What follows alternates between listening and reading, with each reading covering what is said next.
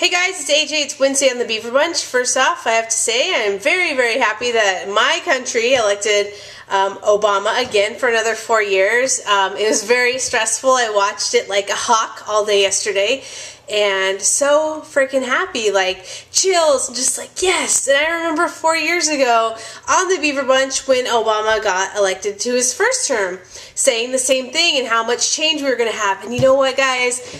This gives me hope that there will be gay marriage in 4 years, that so many things that he promised 4 years ago that he didn't get around doing, hopefully he's going to do in the next 4 years. So yay for us, and on to this week's topic.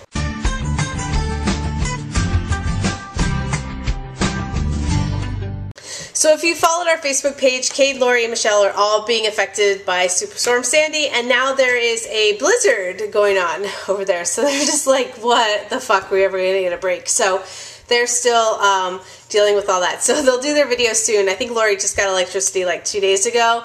They did post on our Facebook page, I think Lori did, and Michelle. So check that out. Drop them a line. Tell them you're thinking of them.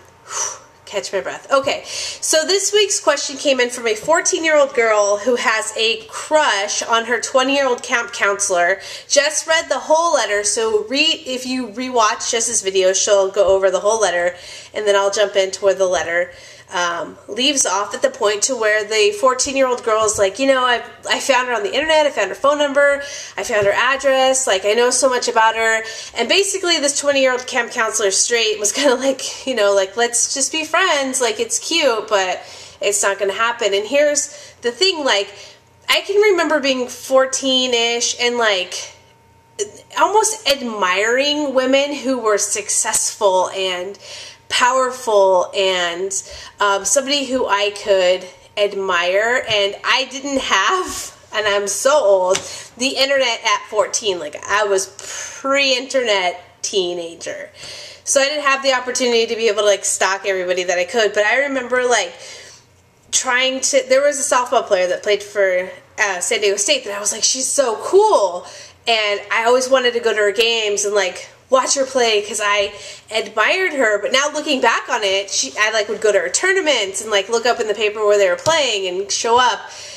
It was like borderline stalking, and at that age I wasn't able to rationalize it in my mind like this isn't normal, and she probably thinks I'm stalking her looking back at it now. But then it seemed okay because I was a catcher and I wanted to go to San Diego State and I wanted to do everything that she was doing, so I wanted to like watch and figure it all out. And I mean, she was straight. I don't know whatever happened to her, but I can remember being like that. And I know in your letter you like poured your heart out to your camp counselor, and I mean, I probably had crushes on my camp counselors too. I used to go to YMCA camp, and again, I would like admire / have crushes on these women because they were somebody of authority, somebody who I could look up to, somebody who's of age that I want to be, because I know at that age I could be cool like them. But I definitely would say that finding out all her information on Facebook, and like if you are doing drive-bys of her house or sending her letters in the mail, you probably are borderline stalking. So what you have to marinate in your mind is that she basically told you, no, and I'm straight, and you're 14 and I'm 20. There's so many red flags there that you need to occupy your time with something else, either hang out with your friends or go read a book. Occupy your mind with something else, because you don't want to be that person that she's like, there's this 14-year-old who's driving by my house with her friends at 10 o'clock at night seeing if my lights are on. You want to be the 14-year-old who's studying their 8th grade year. How old are you? What grade are you in at 14? 8th grade? Yeah, 7th or 8th grade, doing your homework and going on with life, you know. I understand. I was there before. I probably would have done the same thing if I had the internet at 14. I had the telephone.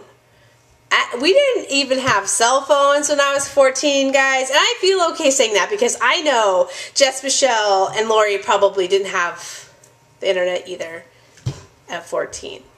But just let it go and consider it like a first crush thing. And, you know, when you're 20, you'll look back and be like, oh my God, when I was 14. Or when you're 20, you'll have a 14-year-old send you love letters or cards or whatever. And, you know, there are boundaries that we all need to respect as far as people's privacy is concerned.